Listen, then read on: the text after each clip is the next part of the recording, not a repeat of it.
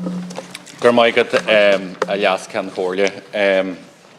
Agus ara mar hatta déla at a Mahoney and Acculation the Farige, Tanya Ogums go Parsonta agus Big Chaktiella, se Chasha Homai or Namre agus na Fur Kroge at a Marfwart and Guard the Hosta. A chorin yet hain a wheel, Gominic or Wahila Slinte agus Sewata Diniella te Droblad Renarige. Agus an drawhware ta amana on Nervin and Boyle agus Dancher and the Farige More raw ledger. Ní hogtar buchas na ómas da oran an gar de costa minic leor am hurmse. A ca jocula ta be faragart agus tú leo an dóin ar chaihu le chaili foran rescue hin ishe agus yet fueke le costa se glí mar chod gur chridge do rinse in yeten saku ag an fisruhan a are ta shinaya agus caihi tú a chiartu. Minister, on the 14th of March 2017, Dara Fitzpatrick, Mark Duffy, Paul Ormsby and Kieran Smith, 4 members of the Irish Coast Guard, tragically lost their lives in the line of duty while supporting a rescue mission off the coast of Mayo. The Air Accident Investigation Unit was obviously drawn in to carry out an investigation into what happened, and the publication of that report is still pending 4 years later.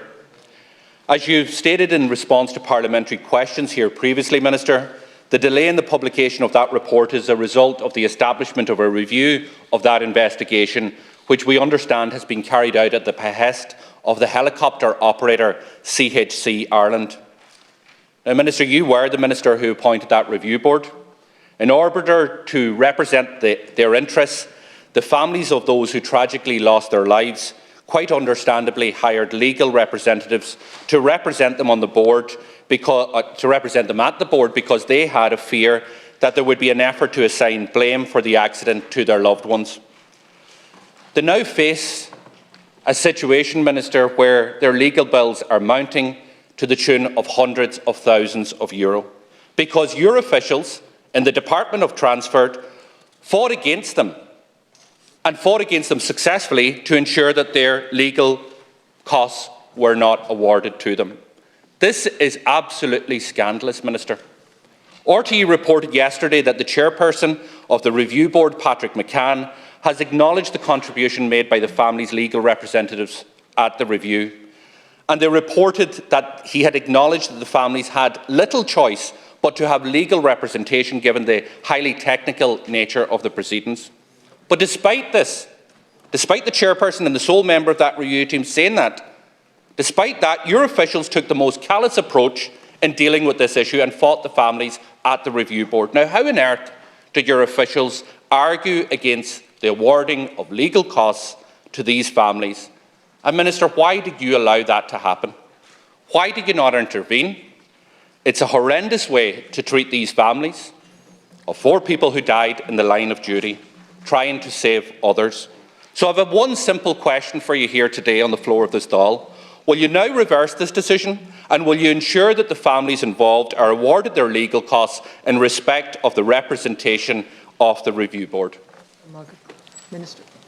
Thank you. Firstly, our thoughts on this whole issue goes to the families of those 5 of those people who've lost their lives, and for that tragedy in their committing the public service, the great public service they do, putting themselves in danger on others' behalf. And absolutely, it is in our interest and all our interests that the families are not put to any further difficulty or stress to add to the tragedy that they've had to cope with. So it would be scandalous if we were fighting against the paying such costs, but it's not true. And I am very confident that following the completion of the review group work and their report, and what I would expect then is the imminent publication of the full report from the Air Action Investigation Inspector, that will be resolved very, very quickly.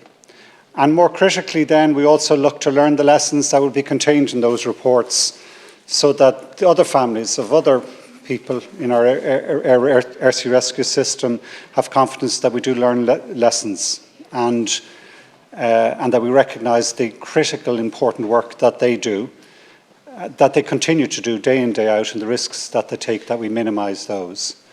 The issue of costs is something that the state it's always a complicated system as to how you manage that, but there'll be no attempt by the state here not to look after the families, not to make sure that that issue of legal costs is resolved. I've asked my officials to immediately negotiate or to engage with the Department of Public Expenditure and Reform to make sure that we make that possible. I've engaged with Minister Michael McGrath as well. He's of a similar mind, similar view. That very quickly will be resolved. That should not and in any way distract from the core issue here, which is to recognise the huge loss those families served, the loved ones who are lost. That is, and looking at why and what we can do to make sure it does not happen again, that has to be the centre of our attention, not the legal costs. That will not be an issue in the coming days. That will be resolved very, very quickly. Thank you, Minister. Well, I'm glad to hear that there is a change of tune in relation to this here, but it should never have got to this, Minister. Now, you said it's not true. So tell me this, did your department oppose the applications to the review board by the families teams to have their costs covered? The review team made a determination on this, and part of their determination, they said, it would have been difficult, if not impossible, for the commander's family to represent its own interests and the late commander's interests without legal representations.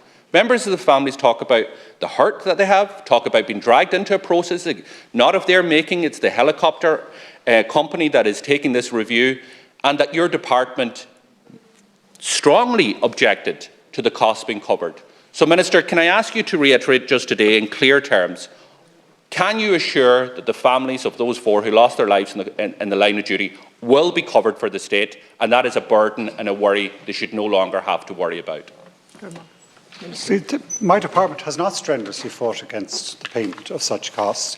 We received the review report on the 1st of October. We had to check with the Attorney General's office that the contents of that, or to make sure that we were able to pass the report on to the stakeholders, including the families. As soon as I heard, I think it was on the 14th of October, from the Attorney General's office giving the all clear for that, we signed off. I think the next day made sure that the report went to all the stakeholders, including the families.